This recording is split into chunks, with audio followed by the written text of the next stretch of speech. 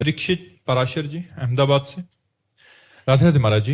महाराज जी कोटि कोटि प्रणाम। गुरुदेव आपके बताए मार्ग पर पिछले 4 वर्ष से चल रहा हूं।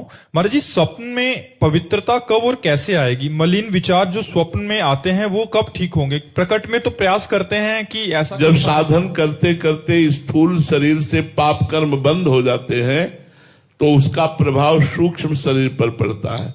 ये स्वप्न सूक्ष्म शरीर से होते हैं। स्थूल शरीर का जो आचरण है उसमें जो पाप जाने अनजाने में बनते हैं वो सब संस्कार स्वप्न में हमारे प्रकट होते हैं, क्योंकि सूक्ष्म शरीर बकाया रहता है सुषुप्ति में मन, वही मन फैलाता रहता है। तो ये जो व्यर्थ के स्वप्न, गंदे स्वप्न, नाना प्रकार के प्रापंचिक स्वप्न आते हैं, ये तब तक आएंगे जब तक अखंड भजन नहीं होने लगेगा।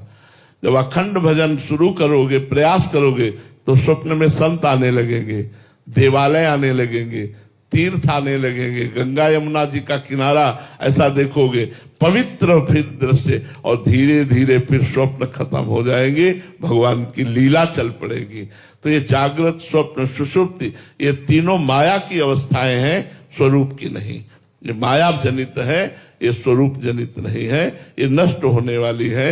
इसलिए जागृत अवस्था में पाप न बने, निरंतर हमारा साधन चलता रहे, तो स्वप्नावस्था हमारी पवित्र हो जाएगी। महाराज जी आपको स्वप्न आते हैं, और आते हैं तो कैसे आते हैं? वैसे प्राय इतना समय ही नहीं कि स्वप्न आने के लिए, वो तो उनके आते जो करवट बदलते रहते, खूब पड़े रहते। अब थोड़ी देर के लिए लेटना होता है, और लेटते समय चिंतन करते हुए वो बेहोशी सी आई, और जब फिर चिंतन खुला तो फिर वही चल रहा है।